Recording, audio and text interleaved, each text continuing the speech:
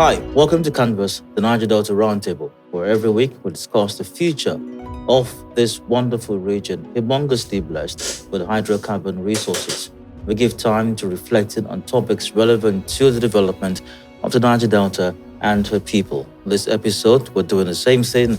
I'm here, and once again, we are focusing on how to take this region to a more promising future. Be reminded, the podcast is sponsored by the operator of the NNPC Renaissance Total Energies Ajib joint venture, Renaissance Africa Energy Company Limited, headquartered in Port Harcourt. Thanks for joining. I'm Adedayo Elushakin. A topic for this episode: vision beyond sight. Now, this episode is about resilience, creativity, and the power of dreams. It's about proving that limitations don't define us, our vision does. My guest is someone who embodies this truth. He's a musician, a scholar, a dreamer, who, by the way, is currently pursuing a Ph.D. while navigating life without sight. In this conversation, we'll explore what it means to see beyond the physical vision, to create opportunities where others see obstacles, and to keep reaching for your dreams, no matter the circumstances. Because when you have vision beyond sight, you don't just imagine possibilities, you make them real. Again, topic for this episode of Canvas, vision beyond sight. And my guest is Pious Sylvanus. Pious Sylvanus is a saxophonist, a musicologist, a music instructor. He is a lecturer in the Department of Music at the Ignatius Ajuru University of Education, and he has his Ph.D. in view. Pious, hello, welcome to Canvas, the Niger-Delta Roundtable. Hi, Dio. Thank you for having me. It's such a pleasure being here.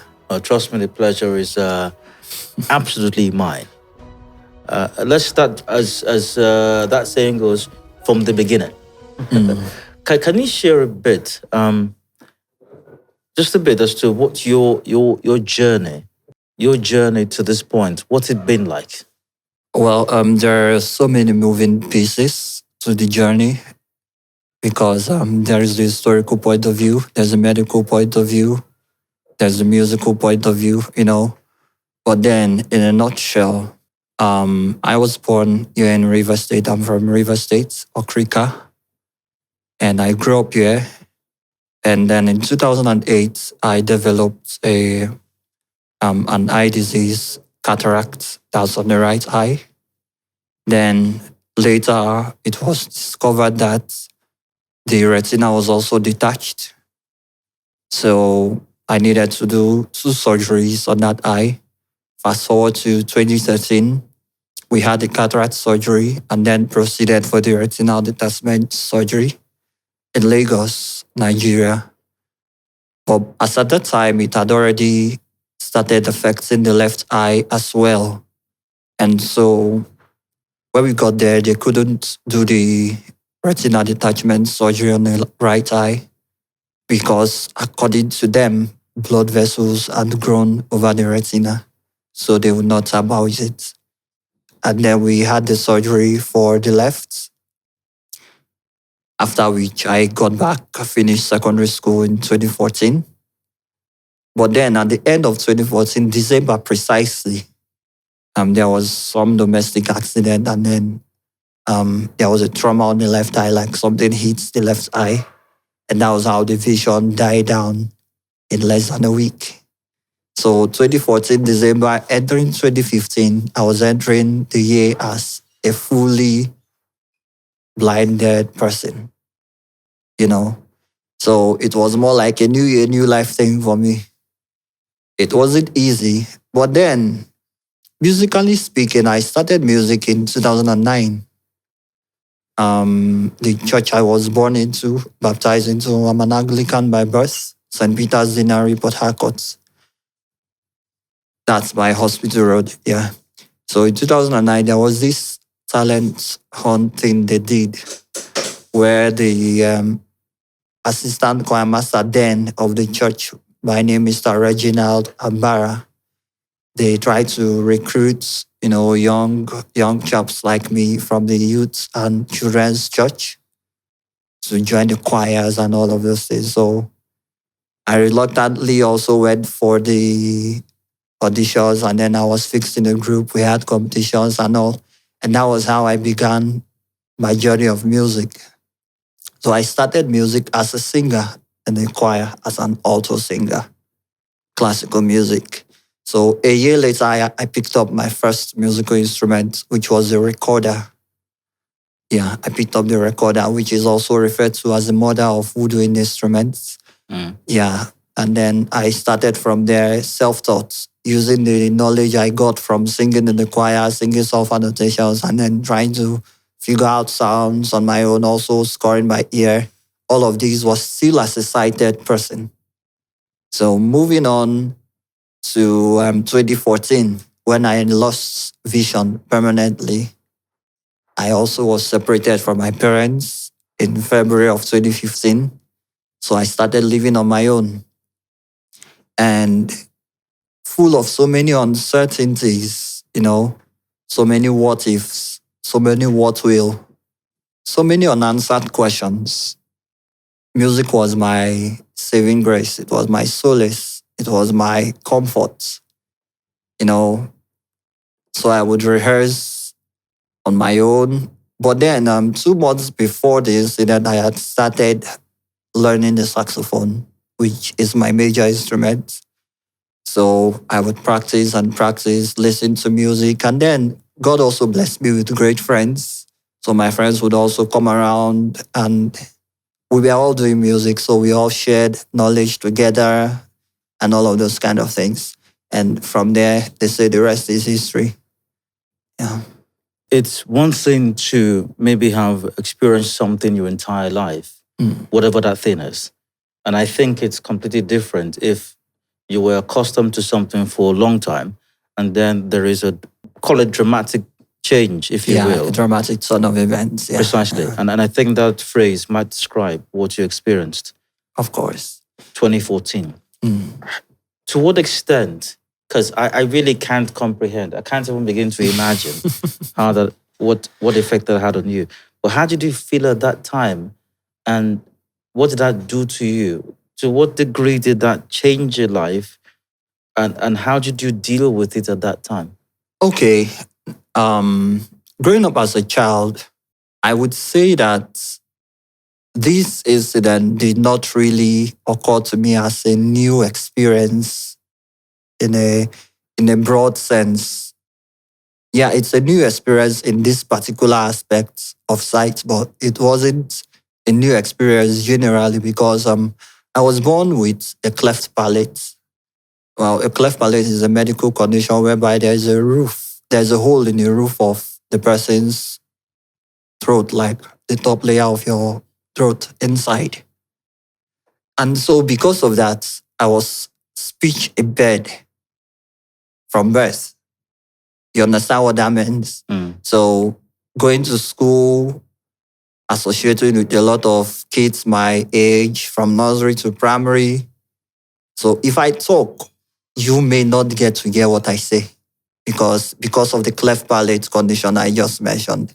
So going through that phase, already I had learned to be resilient. I had learned to put my feet on the ground and be determined to achieve what I want to achieve. When you're in class and the teacher asks a question and you stand up to answer, and then you're sounding in a very funny way and everybody laughs at you. You know that kind of scenario. I confess, I don't know that kind of scenario. But yeah, but then it's like, and most people would be like, you don't know Pious, he speaks through his nose. Some people like, it's because they did not cut his tongue well when they gave back to him. All those kind of, So that was what I had to go through all through childhood. But then it didn't deter me because I went through Nozara Primary School in flying colors. I think the last time I got a second position in primary school was first term of primary 1. From second term of primary 1 till I left the school, back-to-back first position. Wait, can we confirm this? Yes, Family Support Nozara Primary School, Eastern Bypass. You can go check the records. We might just check. Yeah. All right, go on. You can go check the records. Okay. So from primary, second term primary two, primary one, till I left, back to back first position, you know. So that already made me keep my head on the ground. I know that, okay, this is what it is about you. So you have to put in the extra work so that you stand out. You understand? So thankfully, in 2010, I had a surgery for the cleft palate at University of Port Harcourt Teaching Hospital. That was in May 2010. And it was sponsored by Smile Train. Smile Train, I think it's a medical foundation of some sort. So we had the surgery, and by God's grace, I was amongst the successful outcomes. You know, a lot of people who had the surgeries done, there were no adverse effects, but then most of them never got their speech corrected. But I was among the lucky few who went through speech therapy, and now I can speak and we can interact. So a lot of people who knew me growing up, they knew me as that boy who doesn't talk well. You get the point? Yeah. Yeah, so now having gotten that corrected, or as at the time this was corrected, it had already interfaced with when I developed the eye conditions. Remember, the eye started in 2008, and I had this surgery in 2010. So that's it. Now, when this happened in 2014, I was like, okay, so we are back here again. You know that kind of feeling? Yeah. Why always me? It wasn't like why always meeting, but then I was like, I thought I was finally living a normal life, but then we are back here again. And, you know, when we went for diagnosis, the prognosis, they said it was less than 0.1%. So it wasn't advisable for us to go for further surgeries, you know. And so at that point, I just had to tell myself. And then, thankfully, I had my church community rallying all around me. People from choir, people from the Boys Brigade, River State Council. You know, I was a very active member of that paramilitary organization. Even represented River State at national levels, you know. And all. So people from the Boys Brigade, Nigeria, people from church community, my friends, my family, you know, they all rallied around me and were always giving me encouragements. But then, like I would always say, that even though you can draw inspirations from a lot of places, me personally, I believe that I am my own biggest inspiration. Let me come in here because it's very important. That was going to be my next line of questioning. So you had to live with a cleft palate situation as a child. Yes. That in itself, I think, at the very least, must have been very challenging. Yeah, it was really challenging. And then at the point where, thankfully, there was some intervention, you were overcoming that, even though, as you said, there was some intersection with the sight situation, and that didn't get better. And then it seemed like when things were getting better, things took a different turn somewhat. Where did you find, you've described how you had some support. I took that from some of what you just said. Yeah. However, in spite of the support in itself, though fantastic, and we'll talk about that at some point in this conversation, but there has to be a personal resolve as well. Where did you find the strength? Where did you find the inspiration, to borrow the expression you just used? Where did you find that to keep going? How did that happen? That, okay, I was dealing with this. I was the butt of all jokes as a child growing up in school. And then I felt I'm making some transition. And then this, pardon my use of the word, befalls me. Yeah. How? How did you keep going? So, like I said previously, when I got to this bridge, it wasn't totally new to me.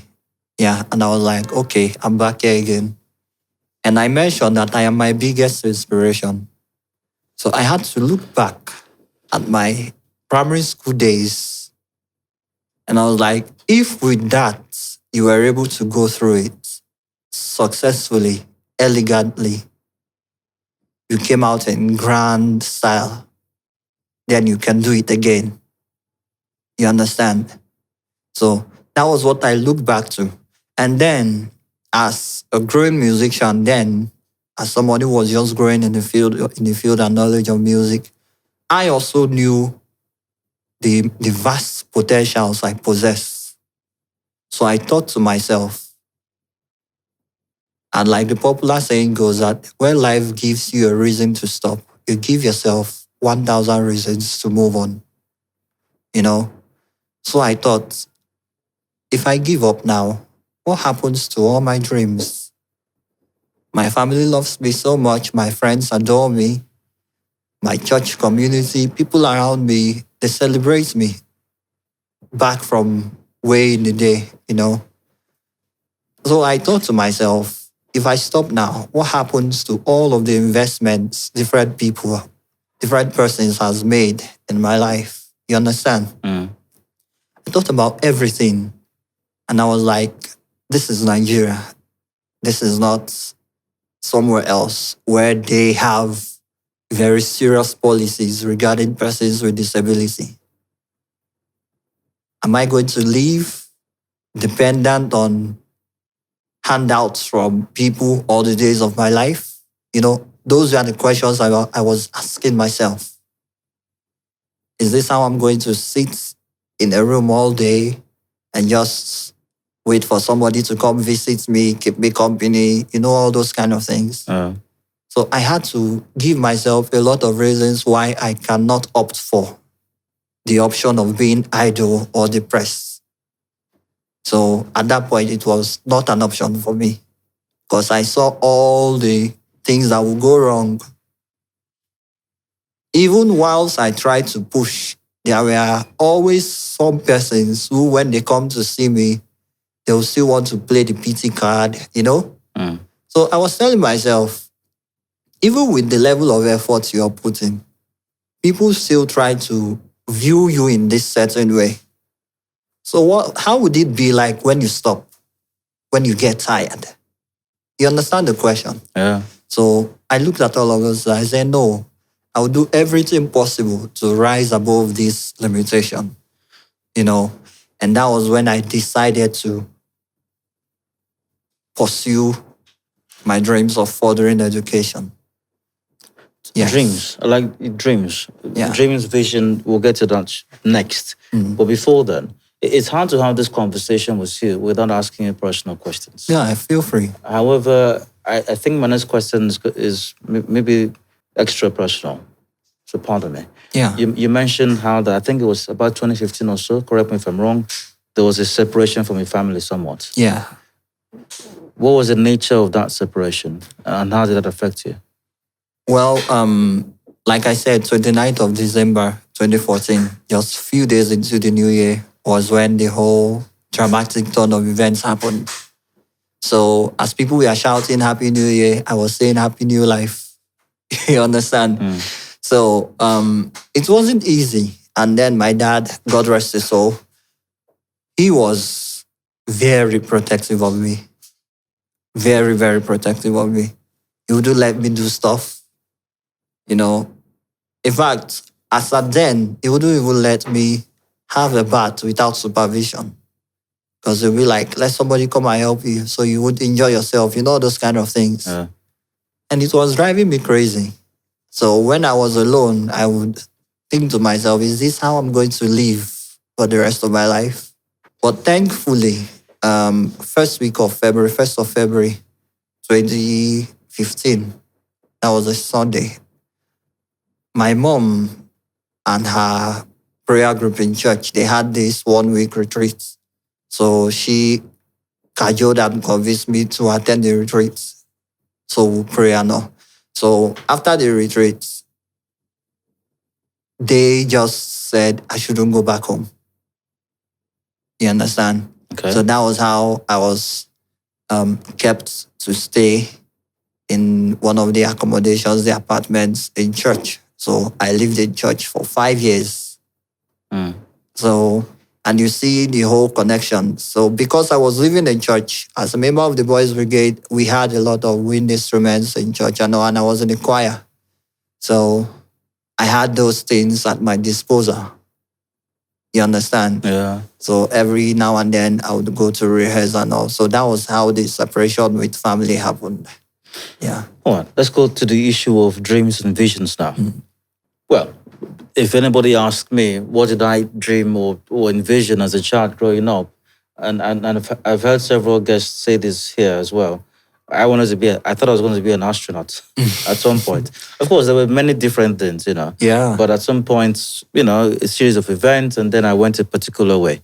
For you, prior to the somewhat dramatic events of 2014, even though the story started from about 2008 or so, Yeah. but 2014 was a bit more dramatic into 2015. Prior to those events, what were your dreams as a child? And then did those dreams change come 2014 to 2015 and push in a different direction? Yeah, they certainly did change, but they changed even before 2014. Growing up, I've always wanted to be an engineer, a petroleum engineer, precisely. Right from primary school, if you ask me, I'll tell you this is what I want to do. Of course, like many children, I loved music growing up. I always liked where music was happening, but then I wasn't into music in any way then. You understand? But I loved to be a petroleum engineer. So that was my goal. That was my dream. I went to secondary school. By the way, I schooled at Government Comprehensive Secondary School, Berkeley, Port Harcourt. Were you always first there also? No. Okay. I wasn't forced there. Okay, all right. I loved the school. All right. Yeah, so in fact, my father wanted me to attend a private school. But I said, no, this is the school I wanted to attend. At some point, I even wrote common entrance for the Nigerian Navy Secondary School.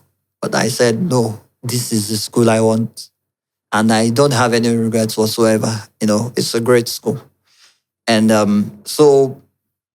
but there, when I started the music scene in December of 2009, into 2010, I still had my dreams of being a petroleum engineer.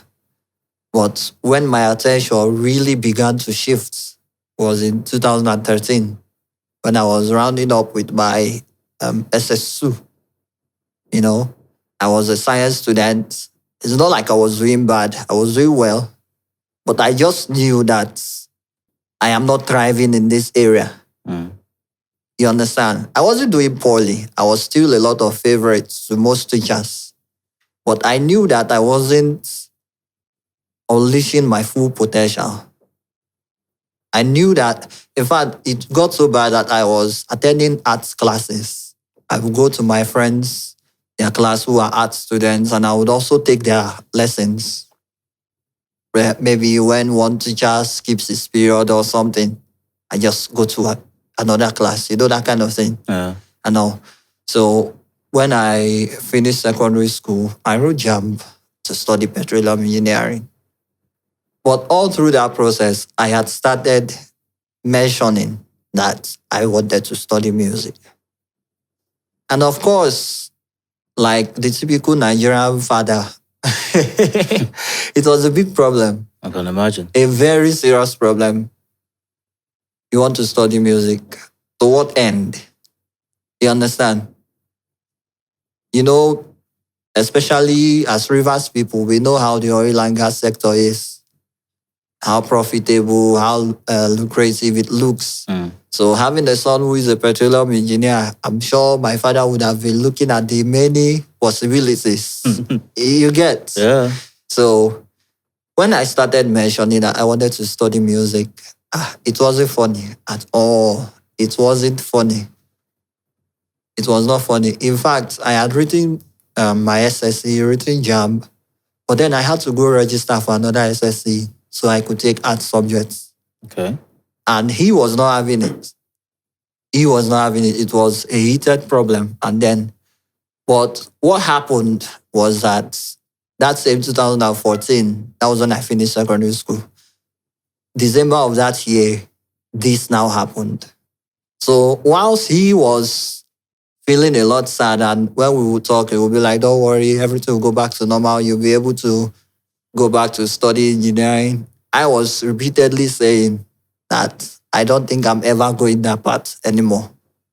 This was now what I looked forward to. This was now what I lived for. You understand? Yeah. So this was now my dream. This was now my vision. Then I had dreams of owning my own music school, my own music, my own instrument gallery, all those kinds of things. Those were the things I was looking towards. Doing music to global and international levels. So those were what I was looking towards. And then when this happened, and like I said, because I was now living in church and had access to good practice time, I was growing really fast, So at some point, he also relaxed and allowed me to do my thing.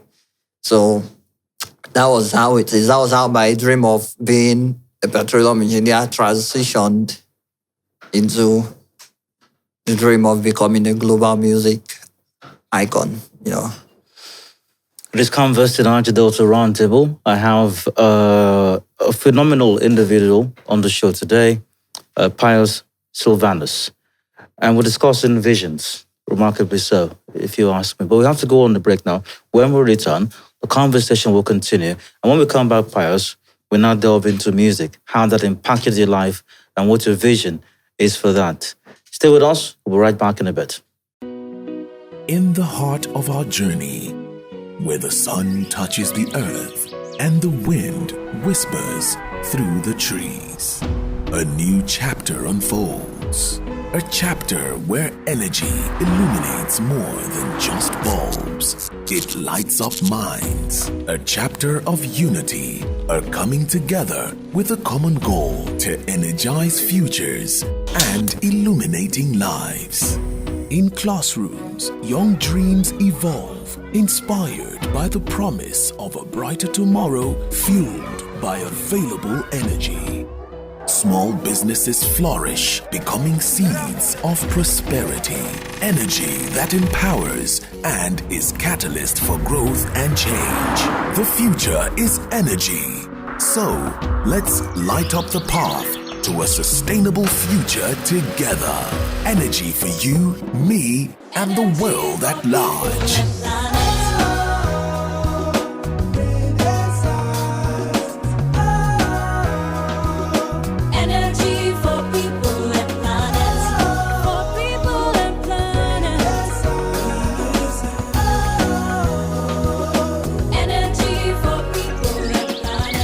Energy for people and planet.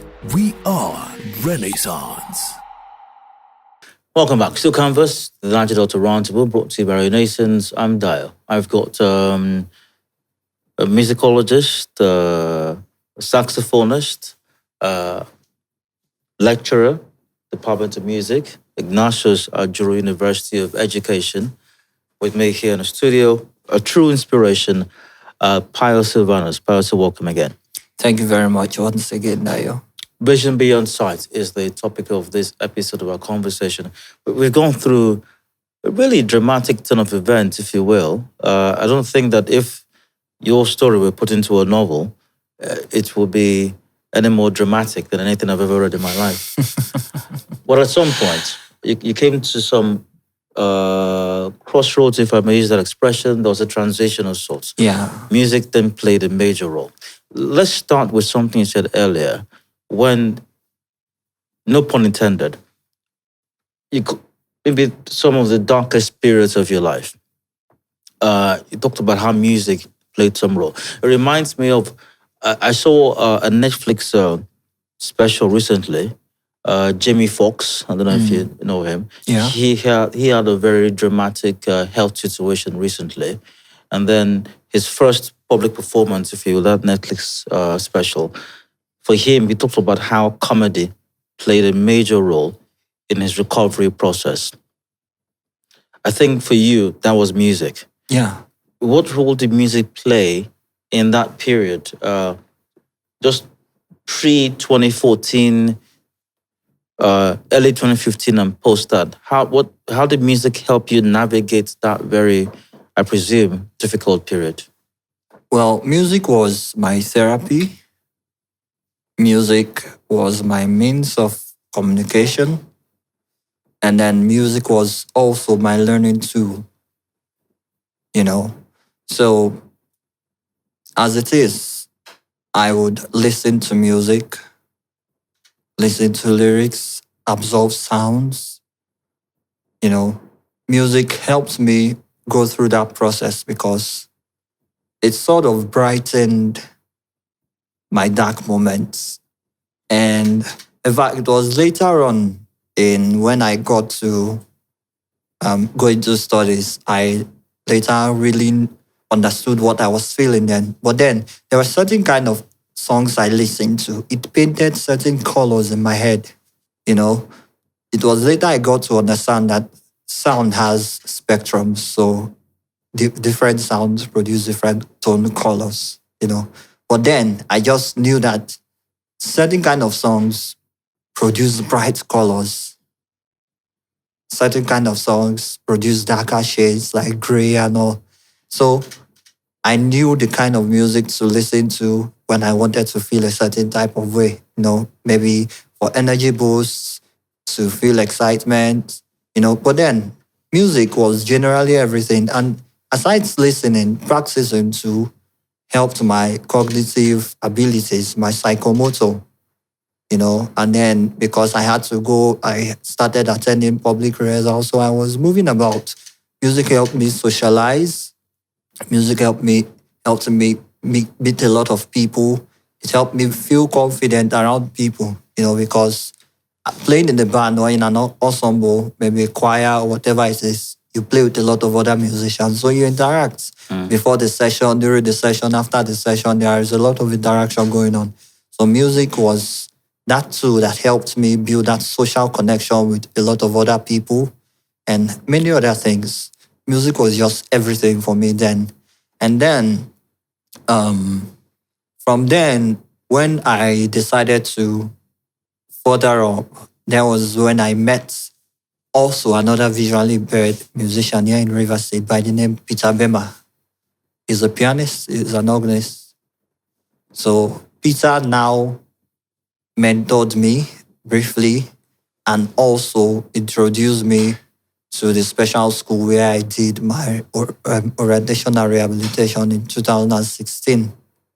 You know, I stayed there for a year and attempted to study at Peter King's College of Music, Lagos, but it didn't pull through because my father did not want me to go far. Remember I mentioned he was protective. He was like, we don't have anybody in Lagos, so you don't know anybody in Lagos. We don't have any family member. I cannot allow you go and stay in Lagos alone.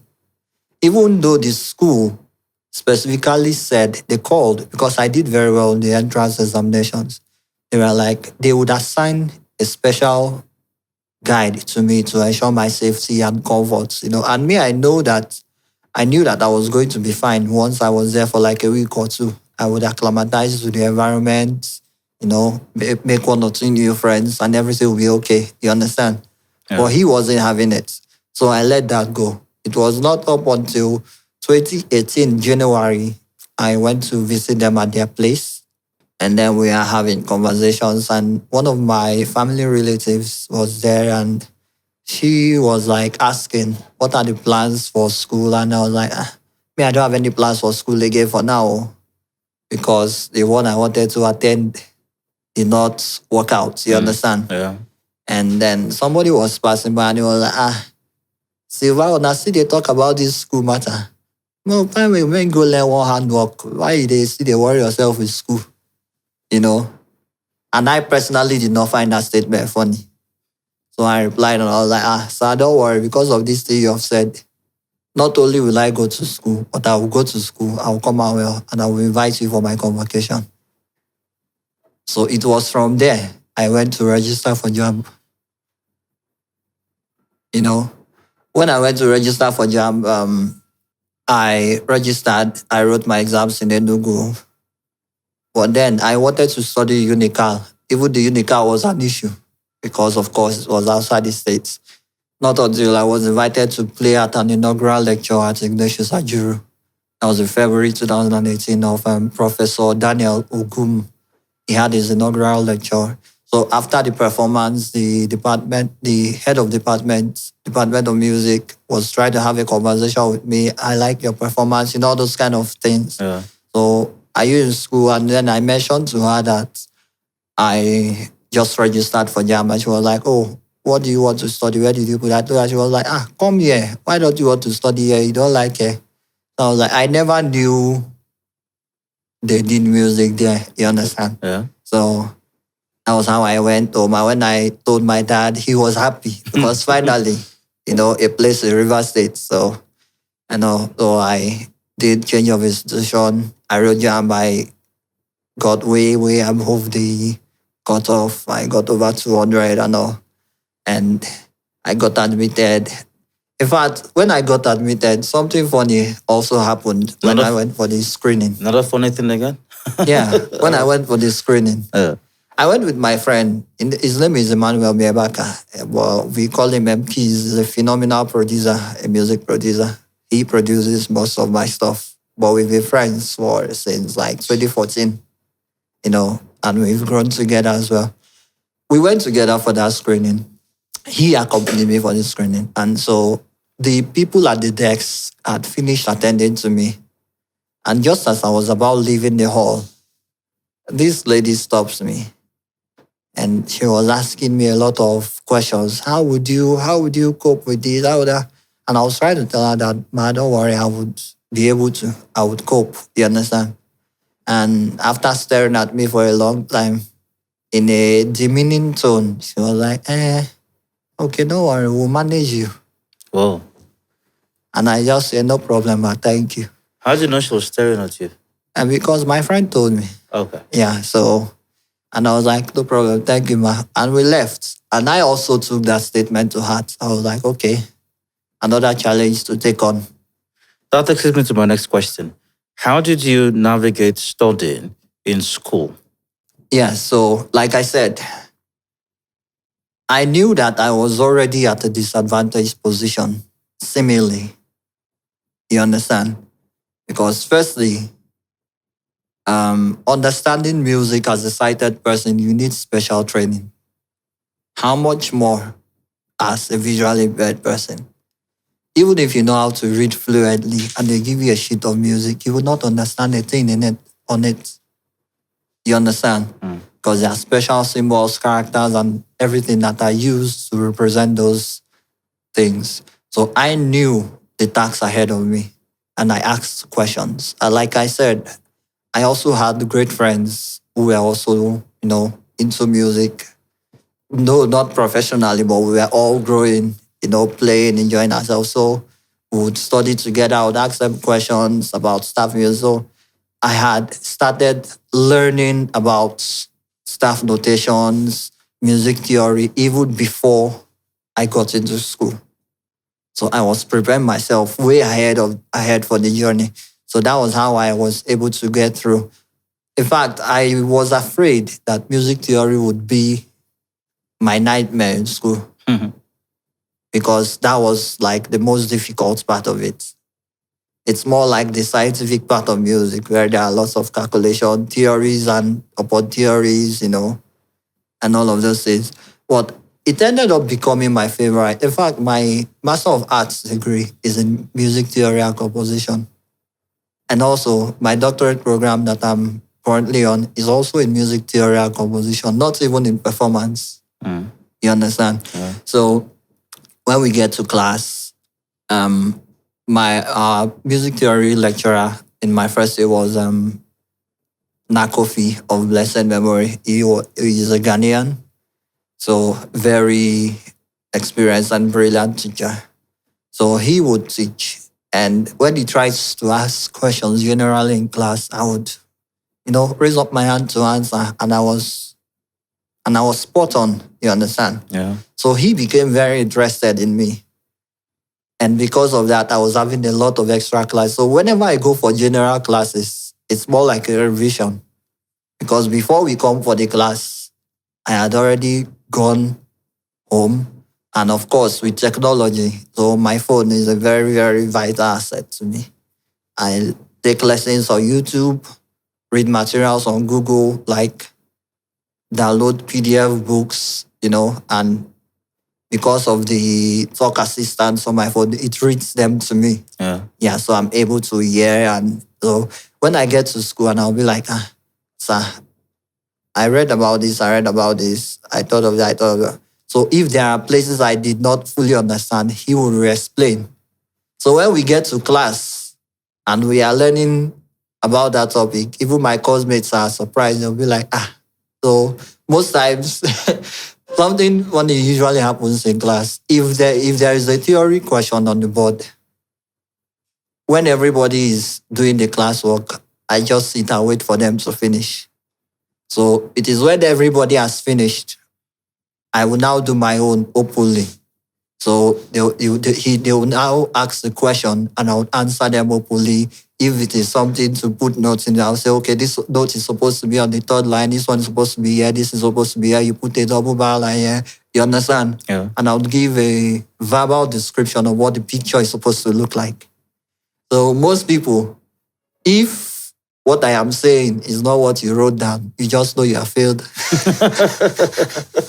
You understand that kind of thing? You must have been the worst classmate to have. Exactly. And then if an assignment is given, so long as Pious has done it, anybody that does not do it, there is no mercy for you. You understand that kind of thing? So I was more like a challenge to the class too. And all those kind of things. So that's how I was able to go through that, go through that journey. And then for exams, I would usually do most of those theory exams with the aid of a cited guide in the presence of a panel or a lecturer. So that's why everybody knows my results are authentic. Because there is no way malpractice will be involved because there are always eyewitnesses. You understand? Okay, I think you're deliberately using these expressions now at this point. Okay. All right. So it's one thing to like music. You fell in love with it at some point. You were playing around with friends. Maybe it was something of comfort at some point as well. And then you transitioned from that as a hobby, something I enjoy doing, something that helped me communicate, as you said a while ago, something that helped me paint a picture of the life around me that I couldn't see. And then you now studied it, which is very different from just playing around with it. Yeah. And then you excelled with that. At some point, at what point rather, did you think, okay, fine, so I enjoy doing this. Now I've studied it. I want to teach it. That's a whole new level. Yeah. Okay, so I would say that generally my life has been an expression of God's grace. I've enjoyed favors as a result of the gifts of God upon me. So in 2021, I was in my third year. Precisely in June, there was an inaugural lecture happening in school. And I was also very diligent as a student. I attended classes. I was really punctual. You understand? Because I wanted to ensure that there are no reasons for you to say this or that. I didn't want to give you a space to put me down. So whatever it took, whatever you wanted, I would do. You understand? Yeah. So I attended school function, matriculation. In fact, 2020, when during lockdown, because of the crowd control, they had to do matriculation ceremony 4 times in a day. And I remember playing all 4 ceremonies. Oh. You know how exhausting that can be. And they say you never know who sees you, who sees your efforts. So in my third year, 2021, June, we had this inaugural lecture and the VC came up to give his closing remarks. And then he suddenly points to where I was sitting. And he was like, bring him. You understand? Yeah. That was how they took me to the podium. And he was like, what level are you? I told him I'm in my third year. He was like, have you paid your school fees? I said, yes, sir. He was like, registrar, refund all his school fees for him from his year 1 till present. Wow. And they placed me on a scholarship and they paid my final year school fees. They also gave me a cash gift of about 200,000 for my upkeep then. So that was September. Then on the June, on the 1st of September that same year, they held an award ceremony in my honor there in school. So it was in that award ceremony, the VC now openly made an announcement that I was a treasure that they shouldn't let go of. And once I am done with my studies, I should be absorbed into the system. Who was it? Do you remember the vice chancellor's name? Professor Ozomekiri Ndimele, that's his name. Okay. Yeah, he's in Uniport now, So that was how I got the first open offer. So I finished school. And by the way, I graduated as the best graduating student of my department. Of course you did. Yeah, in my level. So I was the best graduating of my set. So I finished NYSC. And then last year, the school was having a recruitment exercise. And I also applied for the job. I did not apply with the promise of the former vice chancellor because it's a new vice chancellor now. Okay. Yeah, and this new vice chancellor probably was not even privy to that information. Yeah. So I applied like every other person and we were scheduled for the interview. The chairman of the governing council, Chief Adokia Mesimaka, was also present in the interviewing panel alongside the vice chancellor and other professors. So they asked questions. Normally, you would get 2 or 3 official questions. That's from a representative of the department you're applying for.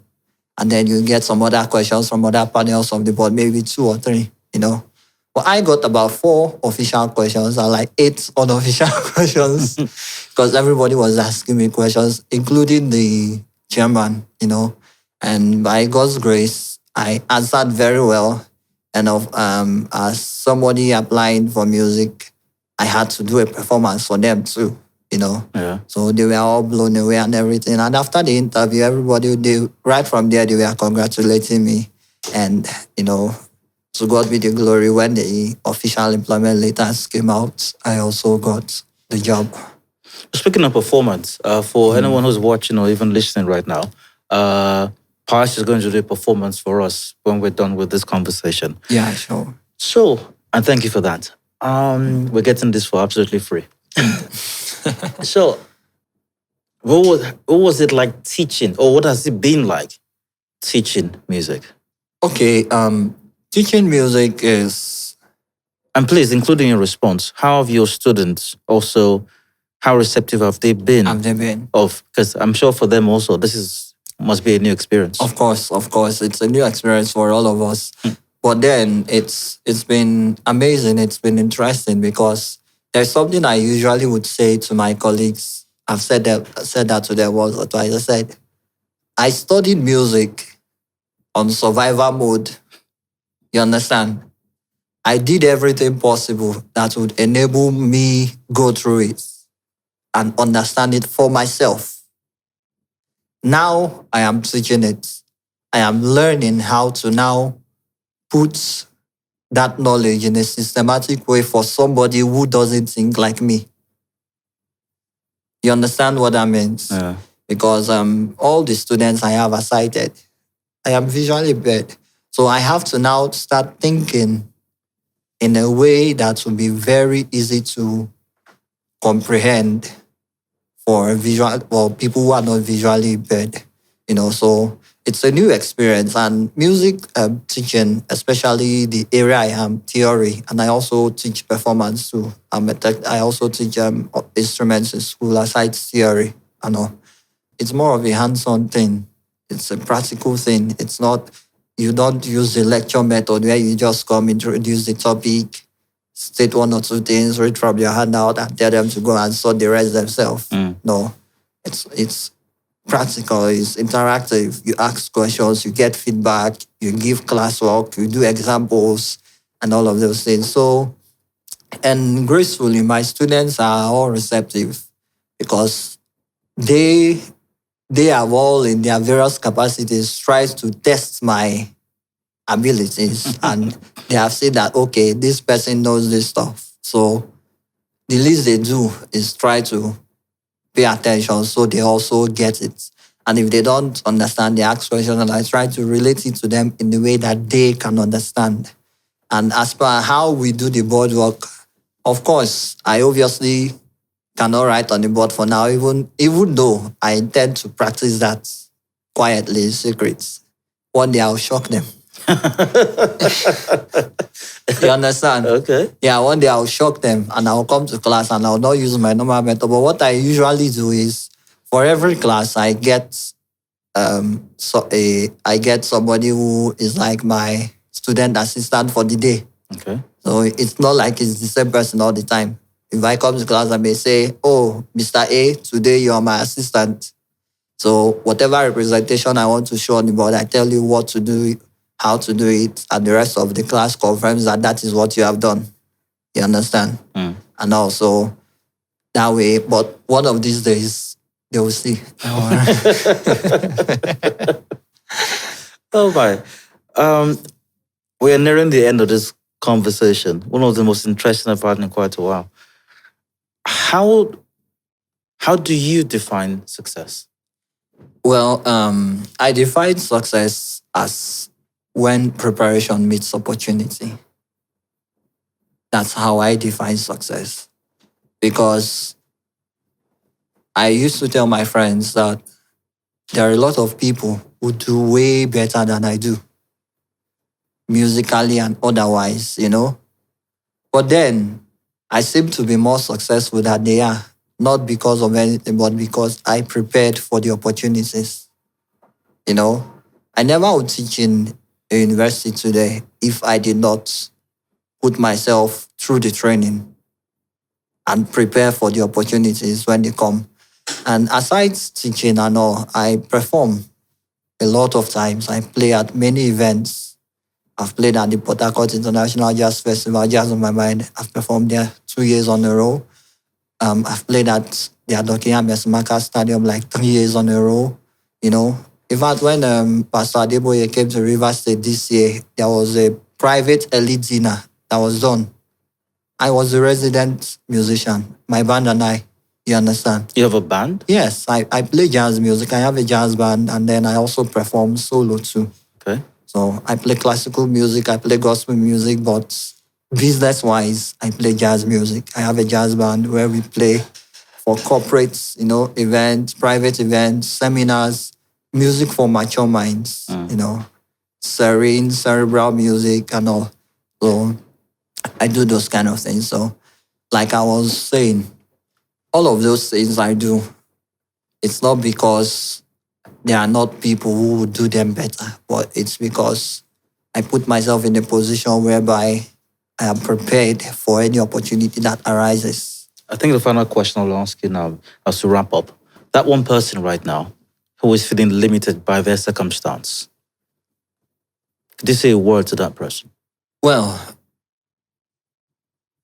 irrespective of whatever is happening to you, and despite the number of voices that you hear around you who encourage you and try to help you get through it, the greatest strength you can find is when you look inwards from within yourself.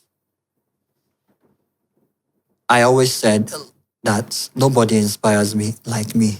And one of the songs I like the most is Whitney Houston's Greatest Love of All. It says, learning to love yourself is the greatest love of all, you know. Just like the song said, I decided long ago not to walk in anyone's shadow, but to find my own path and carve my own way, you know. So even if I fail, I succeed, at least I lived as I believed. So you are your inspiration, and know that the world needs you a lot more than you need the world. So give it all you got. Give the world those things you have to offer because they need it a lot more. And don't deprive the world of the things you can offer them. You know.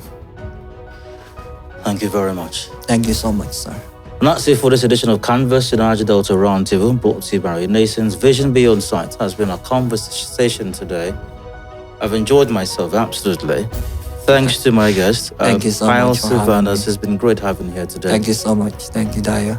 I look forward to subsequent conversations with you. Of course, I'm always available. Have yourselves a wonderful time. I think Pious has said it all. Nothing to add from me. Catch this and share it with your loved ones via various social media platforms. Have a wonderful rest of your day. Bye for now.